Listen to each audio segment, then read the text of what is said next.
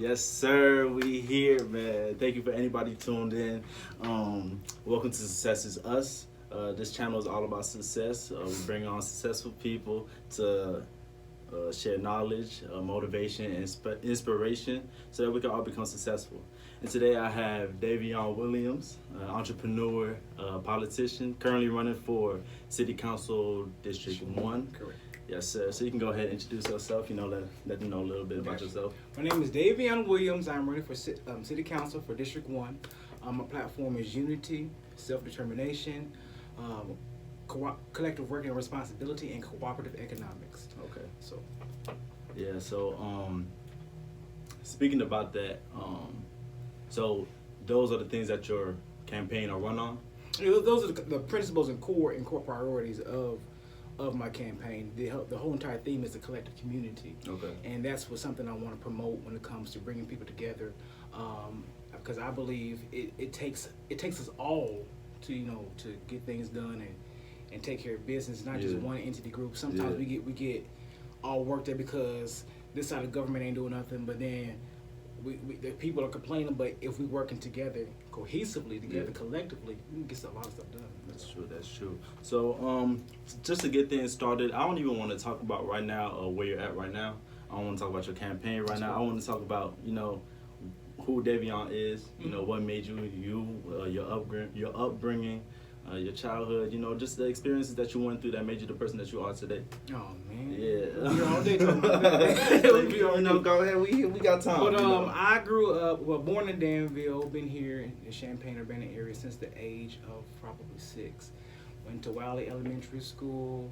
From then on, just kind of matriculated on through the Urbana school system, moved to Champaign, went to Columbia, which is now an administrative building. Yeah. On the corner, I believe that's the corner of Neal and Bradley. So went there and then went to Edison.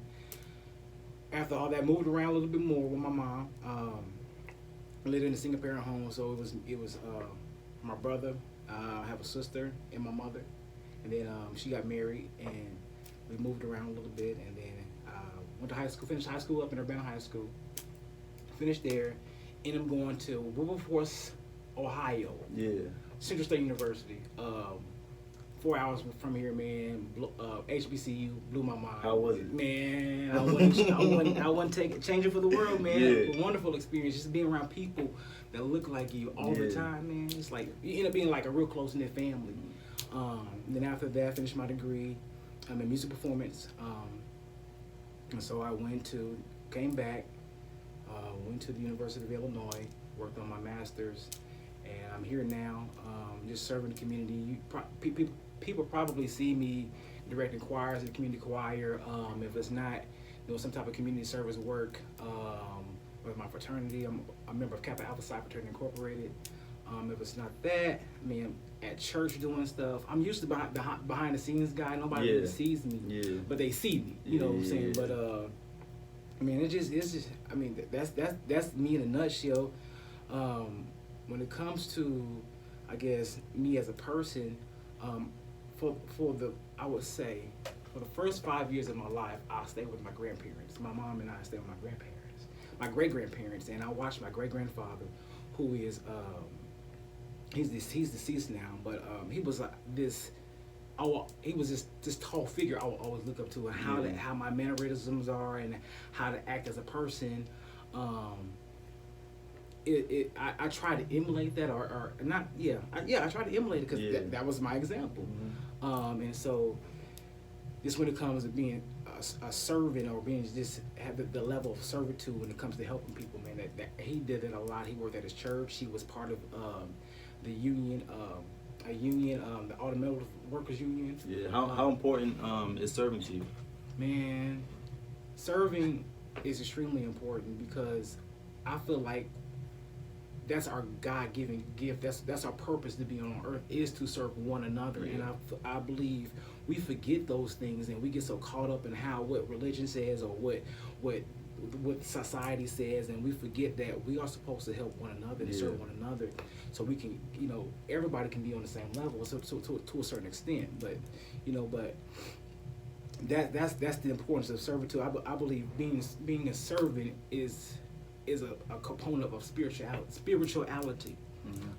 It's just being communal and being one with one another. And that's why my platform is the first one is unity.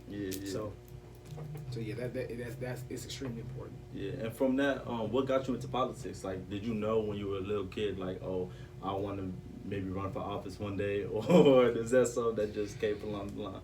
When it came with the politics, man, I believe it was a year before the George Floyd incident happened, and I was just in my backyard, just thinking like, and I usually just have that time with myself, and I want to do something to kind of impact or be influential, a place where I can be influential. And then maybe a year later on, then George Floyd happened. I sat there and I'm like, man, I got to do something. I got to do something. So there were different organizations that were popping off after home. I'm like, man, they don't fit me. And then in that process, though, I did have in the back of my mind, like, maybe running for a political office, but I thought I would run for maybe state representative or maybe the United States rep or something like that. But it wasn't like now, though. It was like further down the future. I wasn't even thinking about it right now. So it's crazy how the universe works. Somebody brought it to my attention. Have you ever thought about running for politics? I'm like, why would you say that? It was like, man, I low key just see it on you. You kind of got the bill for it. I was like, maybe I didn't think about it. And then later, maybe a few months later on, the question came up again, but they're a totally different person. I was like, man, maybe I need to look into it. Man, and that's exactly what I did. I asked my frat brother. He was like, man, I see it. Don't run away from it though. He said, if you're gonna do it, do it. And I was like, I'm finna do it, and that's how it happened. I mean, what I've been doing is I always pay attention to the news and see what's going on and try to be more aware of those things. But we have to understand, like Killer Mike says, we have to understand the importance of local politics, and we get so caught up in our federal and our state where we totally lose sight of what's going on locally. Locally is how you make change within your area. So that kind of stuck with me when he said that. I'm like, man, there we go, local politics. So, but hey, I'm here to do it the best way I know how to serve those people of District 1, man, however I can. So, what is the responsibility of the position that you're running for? So, City Council. District 1, what is the responsibility of that? The responsibility is just, to put it in layman's terms, is to be a representative for those people of District 1. So whenever there's a concern, they can come to you. If, let's say, there's a developer wants to come in and talk to, trying to build something in this area, I would say first talk to the constituents as a representative, and then talk to this developer and say this is what they actually want in this neighborhood, for example. So those are the type of things you do. You advocate, you make sure, you advocate. You try to see what new things can be developed in that area, and what things that the constituents actually want to be developed in those areas. I mean, there's a lot of other things that go into that within those responsibilities, but that's the bulk of it. Yeah. So, what do you plan on doing once you're elected? I mean, my ultimate goal is to raise an economic awareness to low-income families and individuals.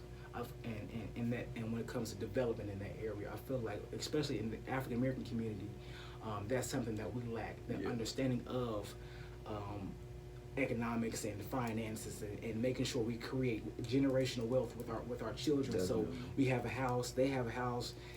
Once we gone, they got something else, and they know how to grow from that. So that's the whole purpose in it. And the name, and unfortunately, the name of the game is money. I hate to say it, it's economics, and we have to be able to have our money and have our place in the politics when it comes to writing checks. We all have to be able to be like, all right, guess what? We want this person. Let's make sure we can write a check for it, to make sure they are they're in it for us as well as everybody else. So have a seat at the table. Definitely. So, like you're saying, have a seat at the table. I had Tatiana Ammons here a couple weeks ago, and I was just telling her that I applaud black politicians because You know, in the black community, we always talk about voting, go and vote. But if we voting for the same people, it don't matter. Yeah. Like nothing's gonna change. So yeah, we gotta be the people making the change. So yeah, I gotta give you that one for that one. But, Appreciate that, man. So yeah, so you went from being like politics, that ain't my thing, you know, to now you have a full on campaign. You know, you're going knocking on doors and things. So talk to me about that process. Like, how did you go from being like, this is not my thing, to how did you start putting up posters? How did you even get on the ballot? So it's an extreme process. You got to get signatures from, I believe the minimum for my district is 67. I went over that I believe I got 140 signatures. So you have to get signatures from those registered voters in your area. Once you do that, you got to get a bunch of stuff notarized and get it sent off. Not sent off, but after you get notarized, you got all these other pieces of documents that you attach with that. Something I can't remember off the top of my head, but and then there's a day where you go sign up to. I had to be at the city building at 8 a.m. in the morning. Be the first one there. The first one there gets first on the ballot. So I was like, shoot, whatever. I'm gonna be first one. So got there. They you give your information, these packets. I had about 14 to 15 pages of paper, documents of signatures from addresses and all that, and they have to be right, because if they're not right, somebody can challenge those signatures and say that ain't right. And so that happened with someone who was running in that process. But I digress. Anyway.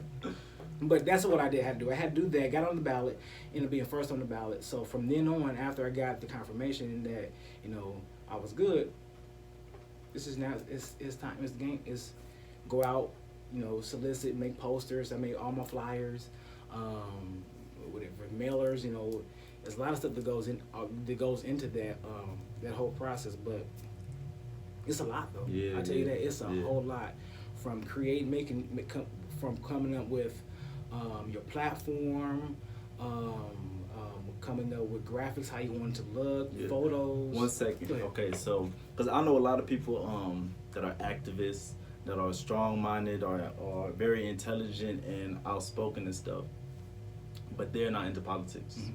And I feel like the reason is because they don't know where to start.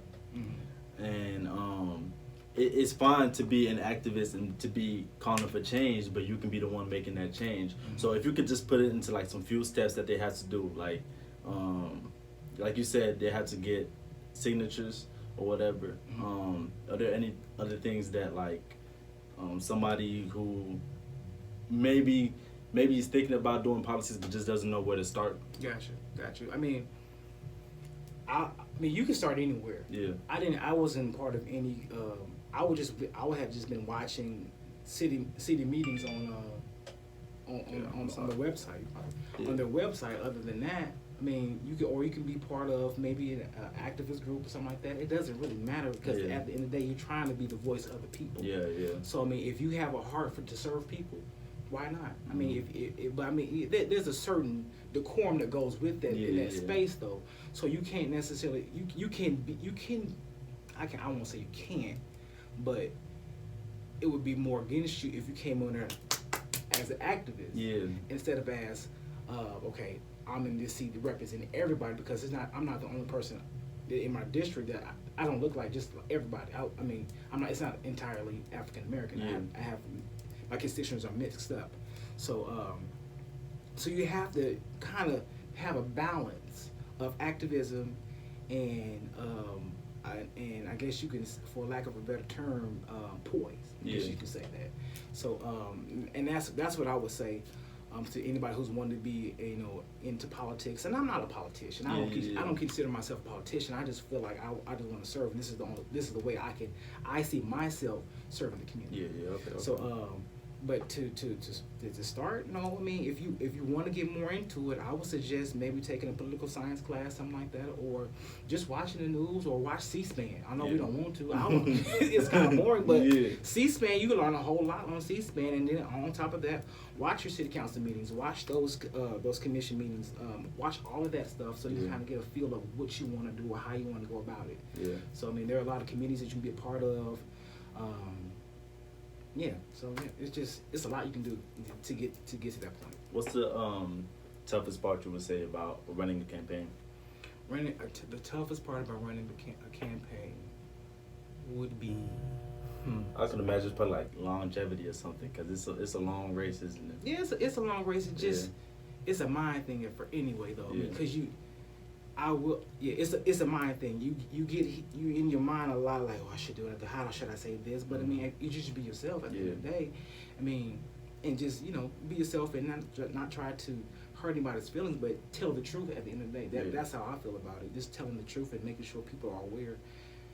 It's about what you really can do. Is just be transparent and connect with people and talk. So. Yeah, and so what are some good characteristics you say for a candidate? Good characteristics. Okay. Being a good listener. Always be a good listener. Go door to door. Sometimes people may talk too much, but just be there engaging. And sometimes you get little nuggets but because you got to keep going and go to the next house. But just listen, because they just wanted to make sure that they just want to know that somebody listened to what their concerns is. That being cooperative, because you have to work with different people. What else? Just being respectful. Excuse me. What else? Man, just being a nice person. I mean, politics is a dog eat dog world, but understanding that I can still have a smile on my face and be able to disagree with you, and having the respect of the knowing of, if I don't agree with you, it's okay. Yeah. And a lot of people, I believe, get that mixed up. I mean, because I don't agree with you. No, you can't do that. I mean, because at the end of the day, there may be another issue that you all two may agree upon, and you can work together. But you can't. I always say you can't. That's just something you can't do. I mean, I feel like if, as a person, I've always felt like I could talk to you and we can have a heated discussion, but after that we can still go get something to eat, because I have that respect level with you, and I can agree to disagree with you, and I believe that's a major component when it comes to being in politics. Yeah, and that's what I feel like this society is missing right now. Like being able to listen to each other and being able to even be in the same room with somebody that you don't agree with. You know, like that's why the political climate and all that we're in right now is so like divided and everything. Because if I say, "Oh, we're supposed to be doing it this way," and you think the other way, I instantly think like, "Oh, nah, that man, like I don't want to be around you," like that. But the only way society can grow, the only way that we can all grow, is if we just come together. You know. You disagree with me, let's find out what we disagree on. I can learn from something. You can learn something. And then, we take it from there. And we might leave each other still not agreeing. But at least we have an understanding of your perspective. Exactly. You know what I'm saying? Exactly. And But I have one question that I really wanted to know. So in life we have a lot of experiences, we go through a lot of things, and I wanted to know what lesson have you learned? What is the biggest lesson that you have learned from life? From life? Yeah. The biggest lesson that I've learned from life is that it's about evolution. It's about growth.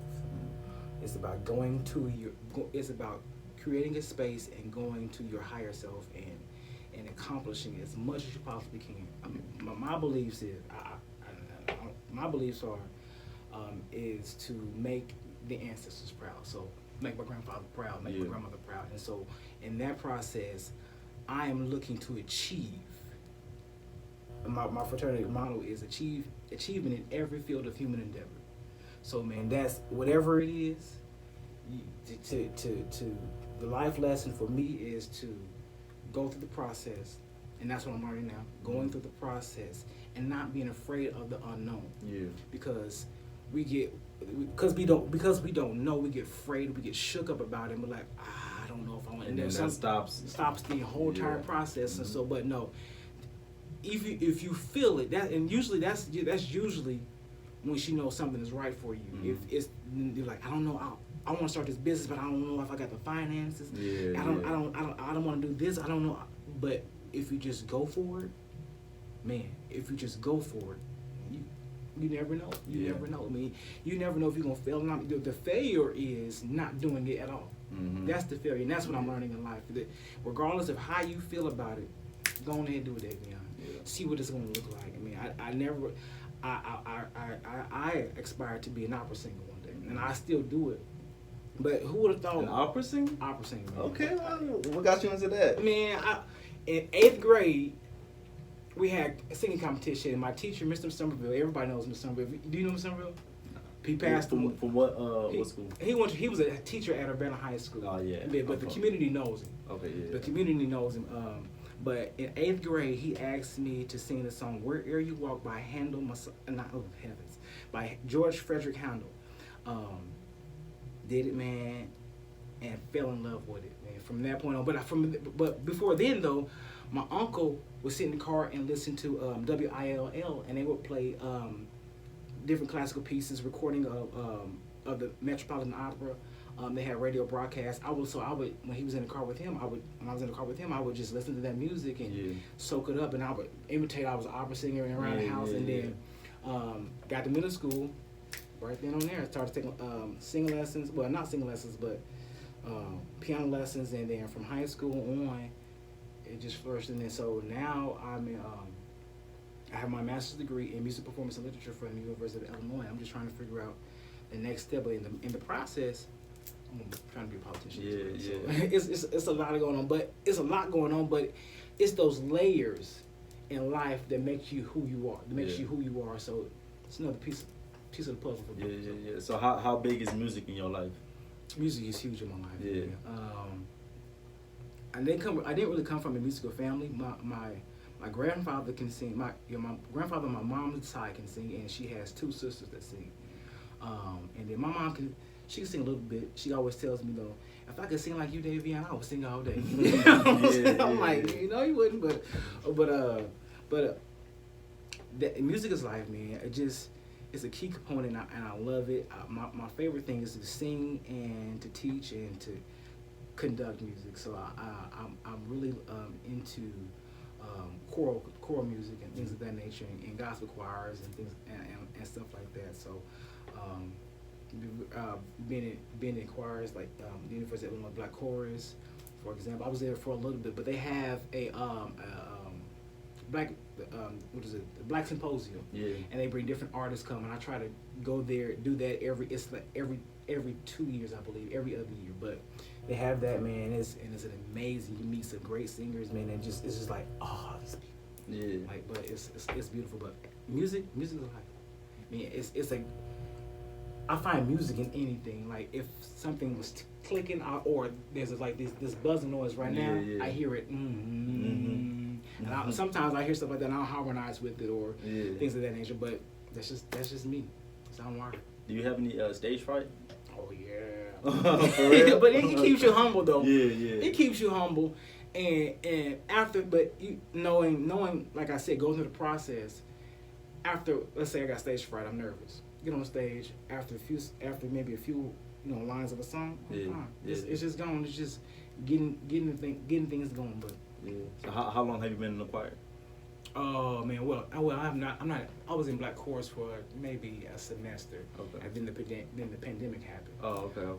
But as I've been in my church, if you want to say, in how longevity wise, I've been in my church as music director for, I want to say, about 4 or 5 years. Okay. So I'm doing that. I've been part of the community, MLK Community Chorus, from a young child. So I sang in the choir, and I came back from college, and I was like, well, I want to add a little bit more. So I started directing and doing and conducting things like that. And also, yeah, and just been singing all my life. To be honest, just Yeah.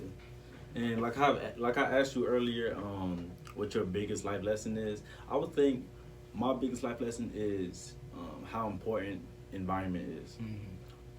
Like you were saying, you would listen to music in the car and the radio and stuff, and that got you into opera and stuff. So like, what if your environment never called for that though? Like, would you be the same person you are today though? You feel me? Yeah, I feel you know. Yeah. But like your environment shapes you. Yeah, definitely. Your environment definitely shapes you, and that's one thing that I believe we have to understand that there are certain environments that have shaped certain people to be certain ways, and sometimes in that aspect we become underdeveloped, and now we don't necessarily know how to conduct ourselves within society, if you can say that. And I think that now there is a portion of our youth and young adults that are going through that same thing because a certain environment they were in, they just all they know, and it's a mechanism of survival. Yeah. So you have to get down how you got to get down how you live. I mean, it's around you. So I mean, and like you're saying, some people are underdeveloped. I'll say to even say some people are wrongly developed. You know, some people are taught like the wrong things mentally to think about themselves, to think about other people, think about finances. You know, it's crazy. Your environment really is everything. That's what I've learned over life. You know, if you want to be rich and successful or whatever, you can't be hanging around people who don't want that. Facts. That's just align how it is. yourself with people what you want to be. That's a fact. You have to. Yeah. You have to. I mean, and what that does, that sets you up for the next move. You can be at the entry level of it, but as long as you line yourself up with the right people that's around you, the sky's the limit. That's it right there. Because like, let's say there was 4 millionaires in this room right now, and they were like, "Man, you can come hang out with me for a month." Do you think I would be the same person I was before I hung out with them? No. Like, not at all. So how'd you do that? Exactly. What is that? So you're going to be exposed to a whole different like life and a whole different way of thinking. And that's what I feel like people lack. I've always been exposed to so many different environments. You know, I've been around white, Asian, Mexican, Indian, like all type of different people, and I've seen all different type of walks of life. I've seen some people from Garden Hills, and I live in Garden Hills, but I've also seen people from Cherry Hills, and I've also seen people from Trails of Brittany, just like different neighborhoods. We all the same people, but our environment has shaped us in so many different ways. And it's just crazy to think. So before all this, what was your goal? Like, what were you trying to achieve? So was it the music, or was it? So my ultimate goal is always, and I'm still working on it, is to become a professor of music at university somewhere where I'm teaching voice or teaching choral studies or things along those lines. I've actually just been in the thought process of going back to school to get my my DMA, in Doctor's of Musical Arts, either in choral music studies, or just going back to get another one in music performance. But I'm looking really focused on the core music studies aspect. But music, that's been my main goal. I mean, I can't help it. I go to sleep, I'll eat music, sleep music. I can't help it. So I mean, I feel like that's part of my life purpose. Is using music to connect people, and you know, this music is one of those things. They call it a universal language, and anybody can listen to it and have the same feeling, understand even though if it may be in a different language, still can feel or understand in some type of way.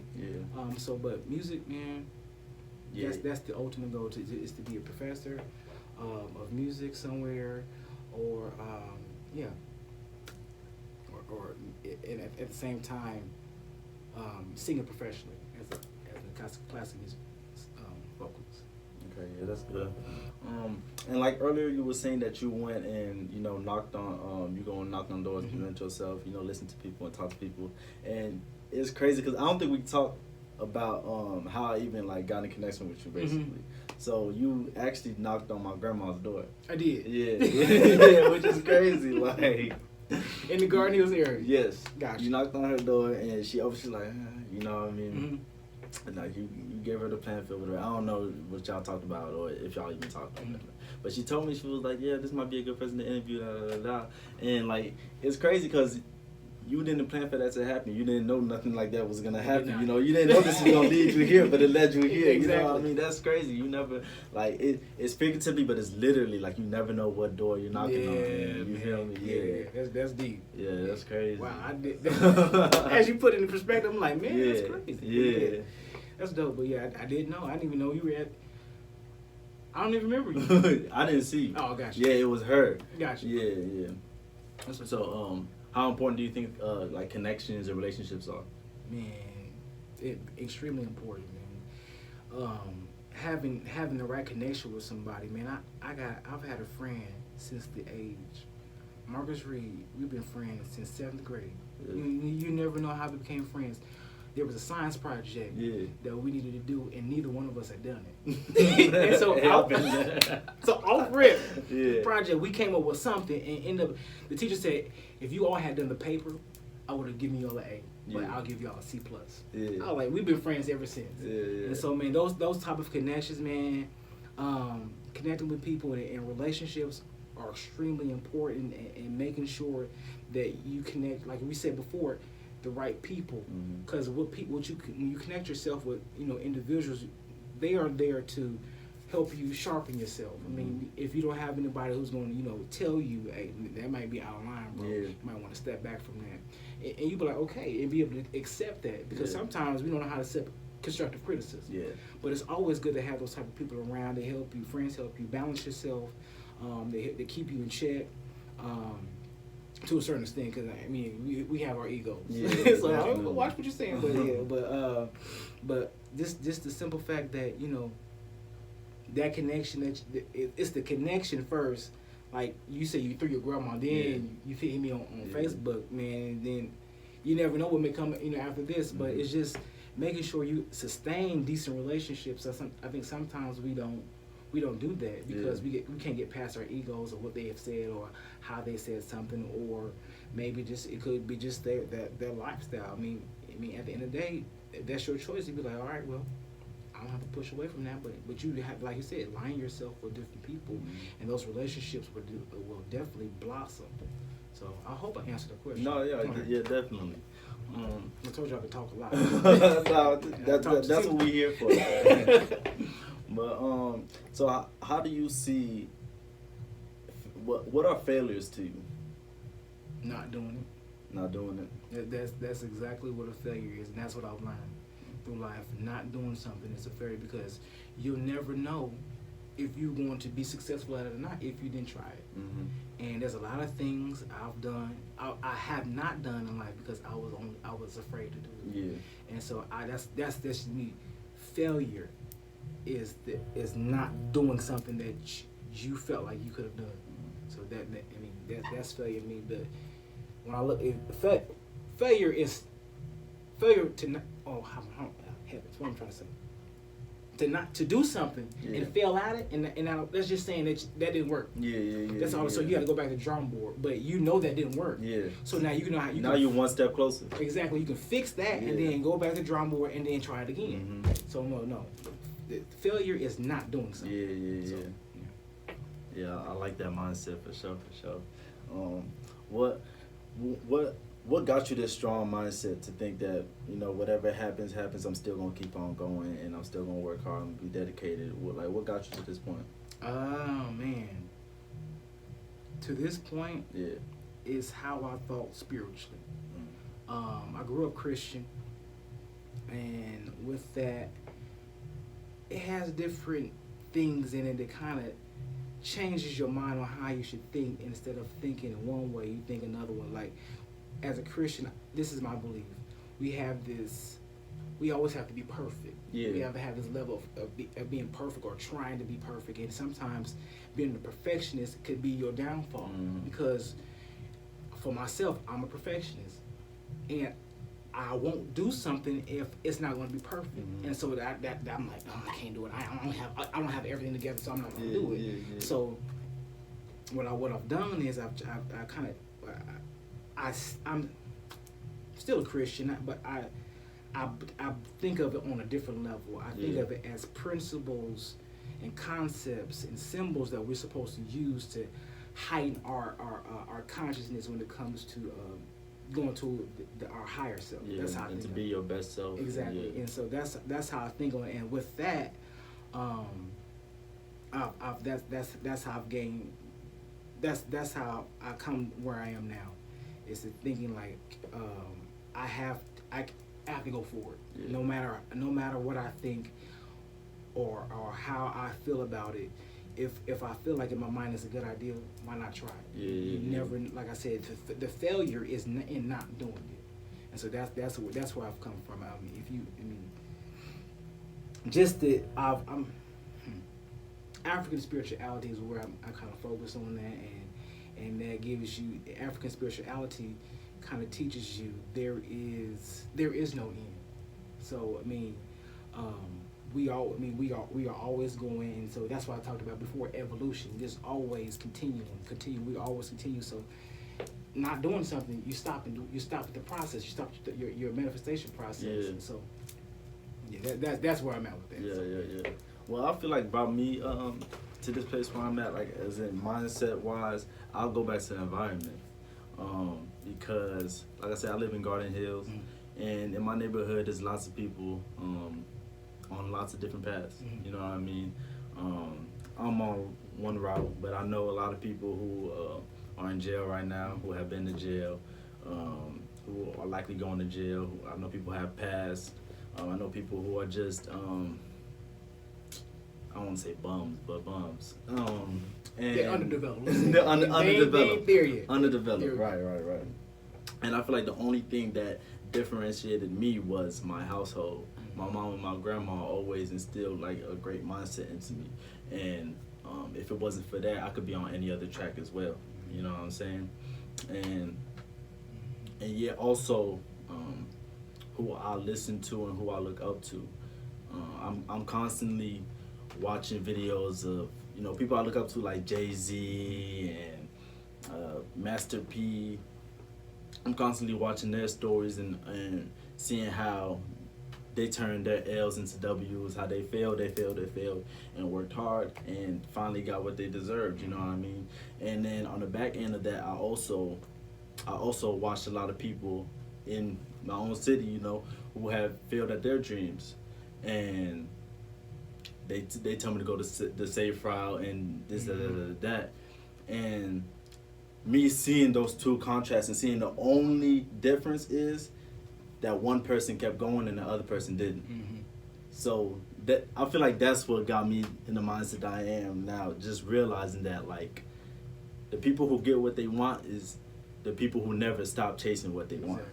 You know what I mean? And it's good to have that concept. How old are you now? I just turned 20. Man, that's a good concept to have, man. At the age of 20 now, you already know the sky's the limit for me. Yeah. So yeah, keep that, man. That's dope. Yeah, definitely. Keep that. So what are some of your plans for 2021? 2021 as just plans in general. Just plans, yeah.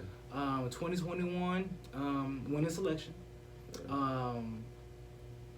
Just be a better person. Like I said, I'm on this new journey when it comes to my spiritual life, man, and how to, better myself. Sometimes I believe we get so caught up on what we think how everybody else think we should be, what type of person we should be, instead of looking within ourselves and understanding, like asking ourselves questions like why do I do this? Why do that? In a way that it not fixes, but it changes how you express yourself emotionally. It's not necessarily suppressing your emotions, but yet understanding them. And exactly understanding your emotions, and maybe I overreacted in this certain area, or maybe I didn't act enough, or just finding a certain balance, in the entire thing. So that's one goal. Another goal is just I'm a dad, and just I'm in the process of trying to, like I said, better myself economically. So one day I want to be able to buy a house. I want to build a house. I don't want to buy a house. But I want to build a house for my family. That's a goal. I'm starting those processes now. Okay. So What else? That's for 2021. I mean, I know that ain't everything. Yeah. But that's the bulk of it. So, Yeah. yeah. How was your 2020? 2020 was decent. Yeah. It was decent. The pandemic happened. I mean, that's kind of my 2020. You blink and we back in March. I'm like, man, it was crazy. I remember when all that stuff happened, man, and having meetings and trying to figure out what's the next move. I'm like, man, that was just a year ago. Yeah. But in 2020, it was. I can't complain. I have no complaints about 2020. Like I said, my whole mindset is growth and evolution. I mean, I'm just growing. Yeah, I like that, growth and evolution, Mm-hmm. definitely. So, before we close out, whatever, I just want to know, what is your definition of success? Because, this is Success is Us podcast, that's all we talk about. So, My definition of success. yeah.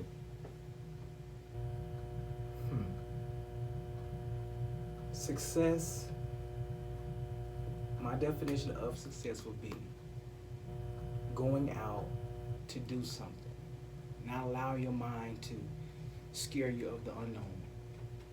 Understanding that this is a process and that there are steps to it. You may take a few steps forward. You may take a few steps back, but you have to understand that you gotta keep going. Yeah. Fight through it. To fight through it and achieve. In every field of human endeavor. I mean, that stuck with me. That's success, and just keep at it, man. There's this picture that I always, when you say success, there's this picture that I seen on Facebook a few times. This is this man, two guys. One guy was chopping at a let's say log or something? not a log, but it was like a wall. Yeah, but the other side had diamonds. Oh, on it. I know You seen exactly. that? Yeah. And the other side, I'm like, man, that's deep because Yeah. you never know how close you are to your riches, to your wealth, to that point of the process where you be like, boom, success right there until you get there. Mm-hmm. And I think sometimes we get tired along the way, but just keep on, just keep at it. That's success. Success is understanding the process of getting there, and knowing and understanding that. I lost what I was going to say, but anyway, just understanding that, understanding the process, and going through it and finishing the process, going through your next phase. But let's keep going. Yeah, and I also want to talk about fear. Good. I want to talk about, because we were talking about. I asked you if you have stage fright, and I have stage fright, and sometimes I feel like I'm the only one in the world who has stage fright, and I don't understand. Like,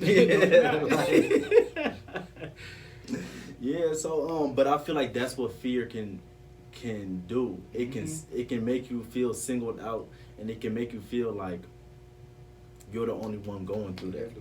Yeah. And you really not. You're really not.